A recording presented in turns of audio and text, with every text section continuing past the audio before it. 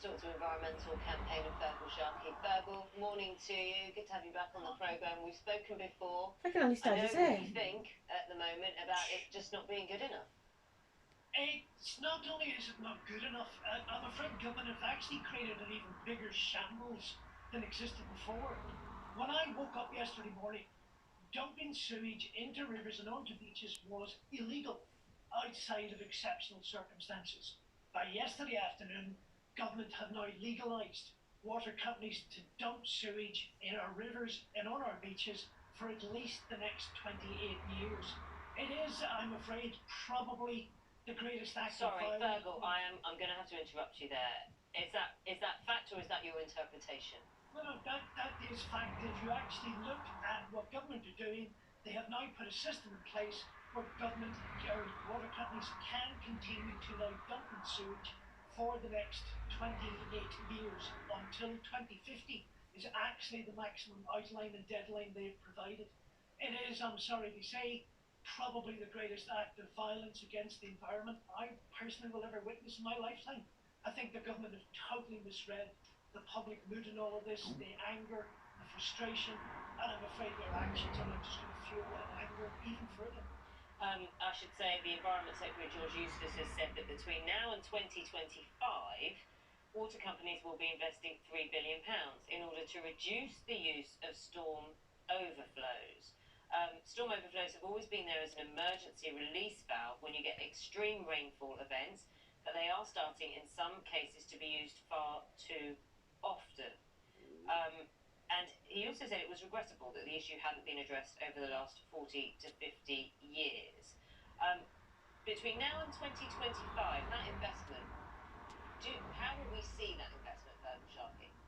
Well, here's the thing, what the actual deadline, if you look further at the statement I now got, the actual end deadline is 2050.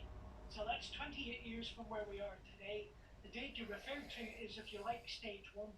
Yeah. I'll repeat what we said. Yesterday morning when I woke up, dumping sewage into our rivers was illegal, as adjudicated by the European Court of Justice in 2012. Government have known that all along. What government have done is not act to protect the environment, but actually acted to protect the water companies. I think it's appalling that George Eustice is now suggesting that we are going to see an increase in our bills of what have already told the water companies, made it public, in the regulator's opinion. Water companies have had all of the funding they've needed for the last 30 years to fix this issue. We've given them the money, we've already paid for this, and now the Secretary of State is rubbing salt into a very sore wound, telling us that we're going to have to pay for it even again for a second time. It's outrageous. There are enforcement cases being pursued against South West Water, Anglian Water, Northumbrian Water, Thames Water, Wessex Water, and Yorkshire Water. So these enforcement cases surely show that this isn't being accepted. I know it's happening, but it's not acceptable.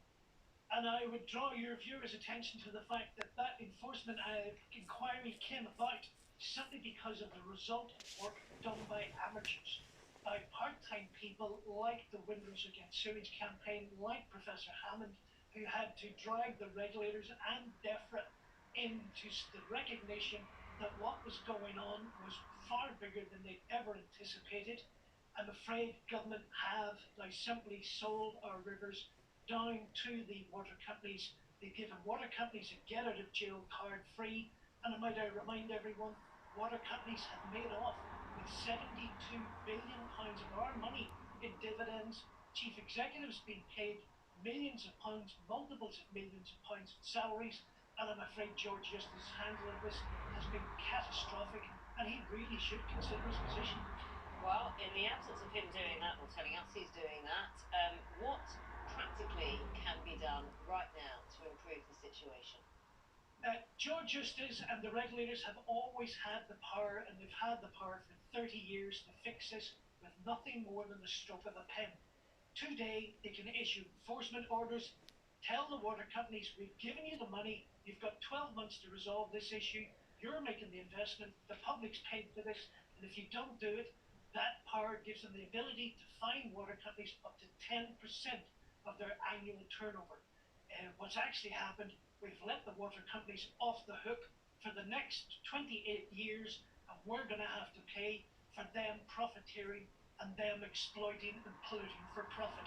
That simply is not good enough. Fergal Sharkey, water quality campaigner. Campaigner, thank you very much for talking to us on breakfast. I should say the Environment Secretary, George Eustice, did say in a statement, this is the first government to take action to end the environment.